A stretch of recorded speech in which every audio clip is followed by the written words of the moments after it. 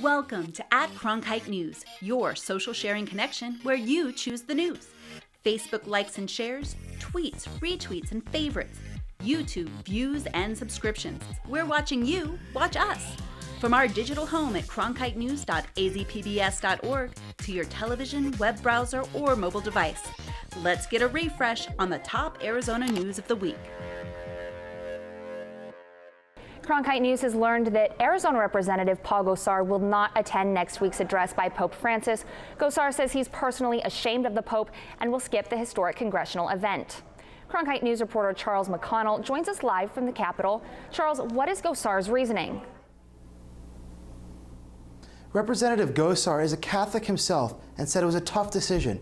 But Gosar said that he's ashamed of the Pope's position on what Gosar sees as the false science of climate change and for a failure to speak out against radical Islam and Planned Parenthood. Gosar appears to be the only member of Congress who plans to skip the Pope's address. Officials from the Catholic diocese declined to comment on Gosar's decision, but at least one humanist group welcomed the stand and hoped others would follow suit. Foremost authority on religion, one of the recognized leaders of the world, is coming to one of the greatest stages of the world.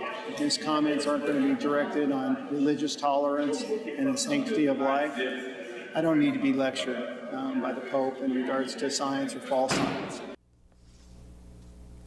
To read our full article on Gosar's decision, go to cronkitenews.azpbs.org.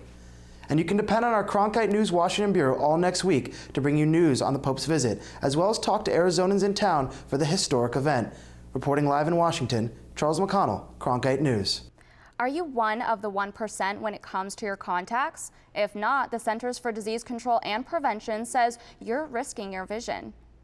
It was just last week when Audrey Perkle, an ASU student, rushed to the hospital. My eyes were very, very red, like completely bloodshot, but like my left eye, it was just like black. I could not see out of it. It all happened after wearing her lenses for about 14 hours the day before. But that doesn't surprise a local optometrist. Well, that's why I'm suggesting daily disposal, because I know this is happening. According to the CDC, 41 million people in the U.S. wear contact lenses. 99% of wearers do not wear or care for their lenses properly, putting themselves at risk for severe eye infections. Blink again, good, and look straight ahead. Most of the problems occur when patients tend to abuse contact lenses, when they don't take them out at night, when they don't clean them properly. Especially living in such dry climates here in Arizona, it's crucial to keep your eyes hydrated and clean. It's as simple as taking care of your contacts case. Doctor's orders: always dump out the old solution and never just cap it off. Also be sure to never use the tap water to refill your case. Always use the correct contact solution. If you adhere to simple principles of cleaning lenses, you shouldn't have any problems long term. And for Perkle, she says she's now taking better care of her lenses. Oh yeah, I like wash my hands all the time, like even just in general, and I clean my contacts before, during, and after. Like I put drops in all the time, and I'm like very careful about it now.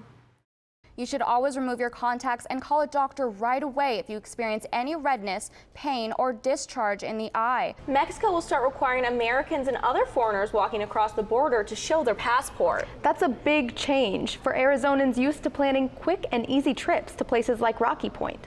Cronkite News Borderlands reporter Carla Leone traveled to San Ysidro in Southern California, the first border crossing where the rule is now enforced.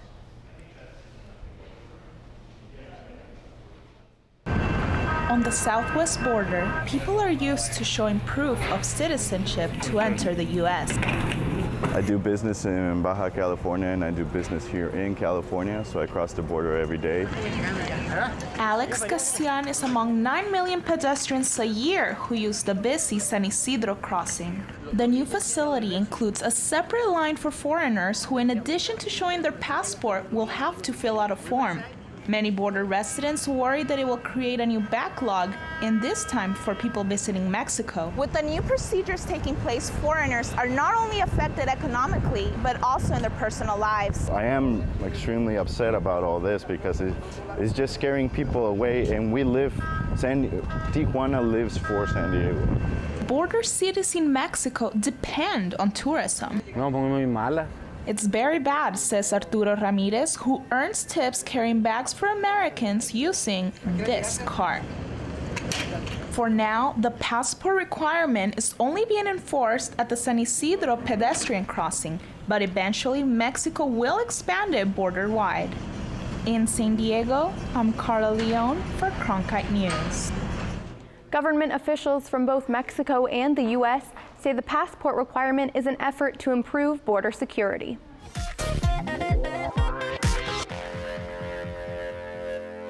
We're 2 weeks away from a major nationwide push to protect our bank accounts. And keep fraudsters from getting a hold of your credit card information. Cronkite News reporter Yahaira Jaquez is live at a Phoenix Target to explain how companies are incorporating this new chip technology. You can probably recall the Target data breach, which jeopardized more than 40 million debit and credit cards. Well, breaches like that are going to be harder for thieves to pull off. That's because banks are issuing new cards with new technology, making your transactions safer. You probably got one in the mail or will soon. It's not just a flashy new card. The difference is in the chip, added to better protect you against counterfeit credit card fraud. If somebody steals my card today and it's a mag stripe type of card, it's easy for the fraudsters to go and make multiple copies of those cards. Where the chip card, every single transaction that gets processed is a unique transaction. A transaction that's more secure but may mean more waiting. The chip has a little bit longer wait time at the checkout line, but it's just that one little hurdle to feel secure about the purchase. And yet, another change. So instead of swiping your card, as you're probably used to doing, these new cards require you to dip them into the terminal. But just like you, businesses are also making the switch. Anything to make our customers feel more secure. Robert Scalf of Bikers Edge in Peoria found out about the change, and he did his research. When it was going to take into effect, exactly what our responsibilities were, what it was going to cost us, and how we were going to go about it. After October 1st, businesses like Robert's will be liable for any credit card fraud unless they have the new terminals installed. It's the cost of doing business, absolutely. We're happy to. We either accept the changes and roll with them or fight them, which will do absolutely nothing. You can't expect these cards to stop all fraud. Experts predict online fraud will jump as a result of this. While this is new technology here in the U.S., the new chip cards have been around for years in countries all across Europe. But cost kept banks in the U.S. from switching over. That's because the cards we're used to swiping cost $1 to make, while the chip cards cost $3. Live in Phoenix, Yahaira Jaquez, Cronkite News. The Arizona State Board of Education called for an emergency meeting today to discuss the resignation of the executive director of the board. But the superintendent of public instruction, Diane Douglas, refused to attend the meeting altogether. Cronkite News education reporter Angie Schuster attended the meeting. Angie? Just a few minutes before this afternoon's meeting, Diane Douglas released a statement explaining her decision not to attend the meeting. Douglas wrote, "Unfortunately, State Board of Education President Greg Miller has turned SBE meetings into spectacles that do nothing but harm our education system." She also accused Miller of inciting conflict and not being able to control his temper during meetings. Today's meeting was supposed to be about the upcoming resignation of Executive Director Christine Thompson. Both Thompson and another key staff member, Sabrina Vasquez, were fired by Superintendent Douglas last February, something that the governor and the Board of Education ruled she did not have the authority to do. The board also discussed Douglas's lack of compliance in granting employees of the State Board of Education unit access to documents, records, and electronic information. They unanimously passed a decision to pursue litigation against Superintendent Douglas if she continues to refuse to comply. I'm suggesting that we should look at a motion to authorize a lawsuit to be filed immediately upon the superintendent failing to comply. I hope she will comply with the board's policy and litigation is not necessary, but given the recent history, I'm not terribly optimistic. Douglas sued the board in May, arguing the Arizona law gives her power over the board. The judge sided with the board, and Douglas filed an appeal. She made a motion last week to accelerate the appeal, meaning that the final decision could be made by November. In the broadcast center, Angie Schuster, Cronkite News. A program designed to protect homeless teens is expanding along the Valley Metro route. I had a chance to find out how it's helping lead some of those youth to find a better path. Everyone deserves a safe place to go. I don't know what to do. I'm tired. I'm hungry. I have nothing. and I need help. A 16-year-old runaway from Las Vegas found himself in need of that safe place. Where he was able to get some rest and get cleaned up and get something to eat. We were able to talk through with him what his issues were and what he wanted to do next. Ken Lynch from Tumbleweed Center for Youth Development says every night 600 to 800 homeless youth are looking for a place to sleep in the valley. And they go where those young people are, parks, lakes, and public transit routes.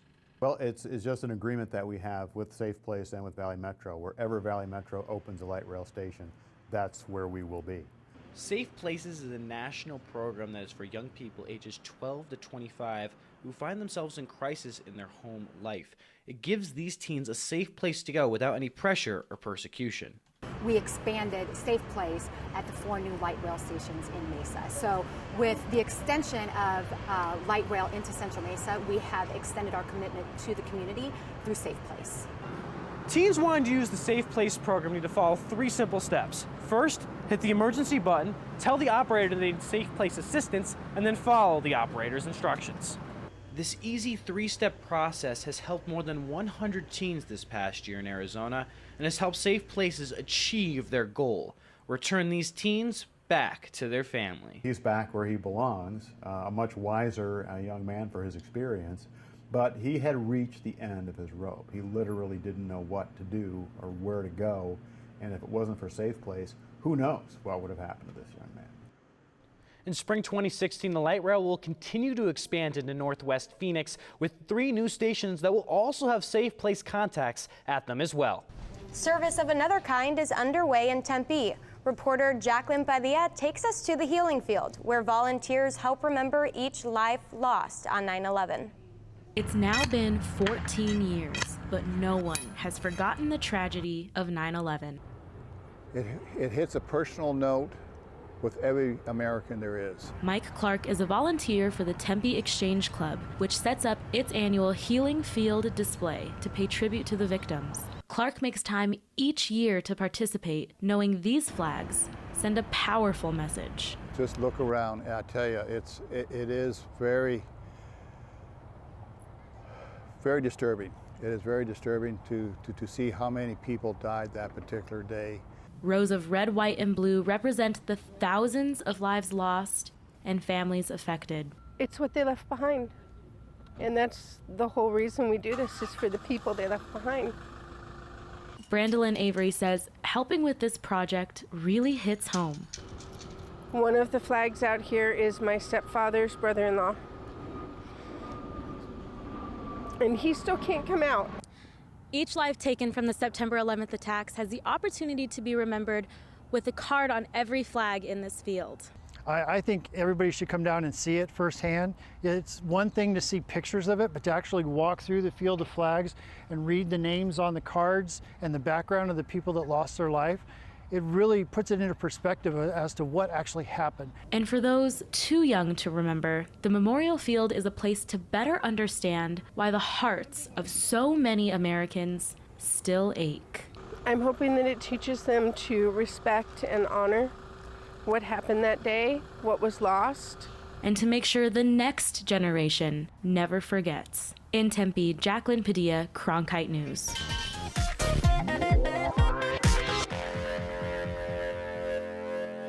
The ongoing battle between Vemma and the Federal Trade Commission will continue in a court hearing scheduled for tomorrow. The drink company is accused of operating a pyramid scheme. Reporter Wafa Shahid has been following this case. Wafa, you talked to one man who relies on his Vemma income?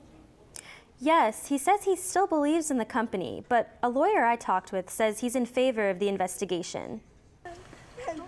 You kicked my whiskers, dude. It seems like a typical afternoon for the Murray family, with homework, furry friends, and even some baseball. Oh, nice! But Brian Murray has another story to tell. My name is Brian Murray. I'm a father of 4. I'm a nursing school student, and I'm a Vemma affiliate. I'm very proud of it. Vemma, an energy drink company located in the heart of Tempe, has been shut down by the Federal Trade Commission, costing some more than just another job. It was like clockwork, you know, to be able to know that your direct deposit was going to be there every Thursday. The FTC temporarily shut Vemma down under allegations of operating a pyramid scheme that, quote, lures college students and other young adults with the prospect of getting rich without having a traditional 9-to-5 job. Local lawyer David Delosier has experience in cases where a business was accused of operating a pyramid scheme. Well, obviously Vemma has a huge uphill battle. Okay, they apparently have all their assets seized and their bank accounts and all their product and so forth. So I don't, unless they've got a stockpile of money somewhere to fight this, it's going to be very difficult for them to have any success. A portion of Vemma's official response to the FTC reads, quote, the harm the temporary receiver has done and the damage he continues to inflict on Vemma are incalculable. Vemma, put simply, was ambushed. After you put your hard work into something and you pour your heart and soul into it, it's really disheartening. I actually was getting a lot of value out of the product. Tremendous benefits with how I felt. The allegations don't really seem to measure up. While Vemma earned more than $200 million annually in 2013 and 2014, the upcoming hearings will dictate Vemma's future. Live in the Media Center, Wafa Shahid, Cronkite News. Tattoos are a way to express yourself, but what happens when you don't want one anymore? I spoke with the medical directors of 2 companies who are using tattoo removal technology to make erasing tattoos easier than ever. At Delete Tattoo Removal and Laser Salon, it's just another day in the office. And 10. Dr. Jennifer Munn says she is removing tattoos quicker than has ever been done before with a machine called the Pico-Way. The Pico-Way fires in a picosecond, which is 100 times faster, sort of in and out, way faster, and that breaks up the ink into smaller pieces. And look at the results. Now this one is done. Now this is what I expect. We've pretty much been switching every single patient to this laser, and they are happy. And while Dr. Munn and the professionals at Delete Tattoo Removal prefer the Pico-Way, the individuals at Tattoo Removal AZ at TrueMed Spa prefer a different type of technology. It's called Nano Q-Switched technology, and Dr. Kevin Choi has been using it for the last year. It's just like when you use acoustic energy to break apart the glass. You use the same concept. He says the process is quick, between 30 seconds and 5 minutes, depending on the size of the tattoo. But it sure doesn't tickle. So it kind of feels like bacon grease being shot at you over and over again. Despite the pain, both businesses say they have more clients than ever. In fact, according to research done by MarketWatch, revenue from tattoo removal has gone up 440% in the last decade. 1, 2, 3. How much does it cost? Well, according to Tattoo Removal AZ's website, tattoo removal can cost anywhere from $200 to $1,000, depending on the size and color of the tattoo. If you're looking to research your family's history, some of those documents may now have a new home. The Arizona Genealogy Library at the Capitol Museum is closing. Cronkite News reporter Aaron Johnson found out what's being done to preserve Arizona's history. Thousands of genealogy documents and research are being moved to the Polly Rosenbaum Archives building, but other documents are finding new homes in other collections here in the Valley and even out of state. These books contain history that dates back hundreds of years and has been available to the public at the Arizona Genealogy Library at the Capitol Museum, but they are being moved to other locations in-state, out-of-state, or on the web. The Secretary of State's office decided to keep only Arizona-centric material and to find new homes for duplicates or out-of-state documents. First and foremost, any Arizona history is being retained. I think there was some concern that our office was going to just have some sort of book burning in the parking lot if we didn't deem it the material of value. That is absolutely not the case. The new home at the Polly Rosenbaum Archive building will be climate controlled to protect older documents. Other Arizona genealogical societies, such as the Irish Cultural Center, have also taken some of the duplicates. Cindy Patricki has been a professional genealogist for the last 20 years and believes the decision made by the Secretary of State to keep only Arizona documents could be a mistake. They will just have a very narrow audience for the people that can utilize that collection. So having a genealogy collection that includes other materials from various places is really important for family research. The Arizona State Library Archives and Public Records plans to digitize books like these and make them available online through public databases, such as Family Search, which is similar to Ancestry.com. Some genealogists believe that Arizonans will now have to look a lot more out of state for research that was once here because of the move, but the search for roots will often take people away from home. Most people here are from other places or their parents were, so their research will quickly lead them to other states and even countries. There is a concern that the Rosenbaum archives will also run out of room, so the search will continue to find new homes for documents. As for the old location, the Secretary of State's office and the Joint Legislative Budget Committee will talk about how to fill the space left behind. In the Broadcast Center, Aaron Johnson, Cronkite News. Become a news source for the Arizona PBS Public Insight Network. Your ideas and insights can help us create relevant and distinctive reporting. Join now at azpbs.org/pin. Welcome back to @Cronkite News, our weekly refresh. Now, here's our digital download from cronkitenews.azpbs.org. The top clicks on stories, photos, and infographics making news across Arizona.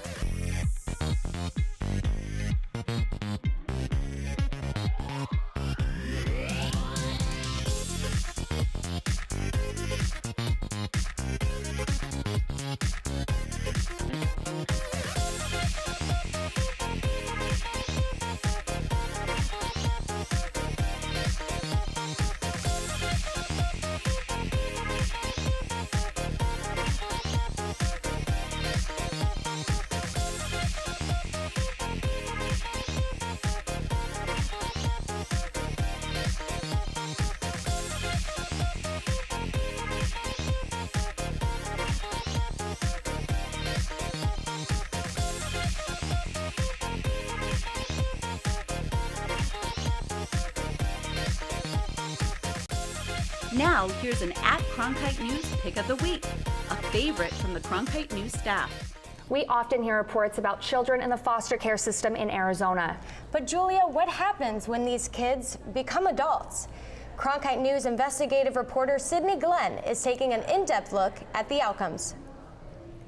According to the Arizona Department of Child Safety, as of April, more than 500 young adults has chosen to stay in the foster care system through its independent living program, where they can remain until they're 21.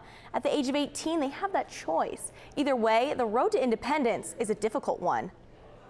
Jacqueline Cedillo, just 18, is one of those cases. She's part of DCS's independent living program.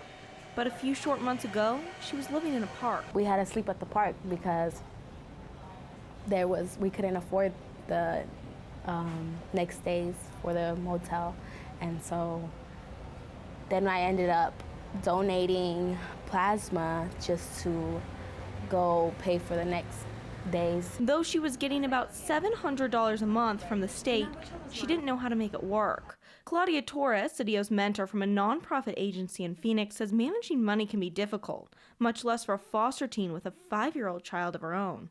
That money could be going to rent, but it's going towards that new pair of shoes or those really nice jeans that perhaps are not necessary, but teenagers. People in this program are required to meet with their DCS case manager like Pamela Harris every month, where hopefully they're learning how to lead a successful life. So we really have to help them understand money doesn't grow on trees, this is what you get.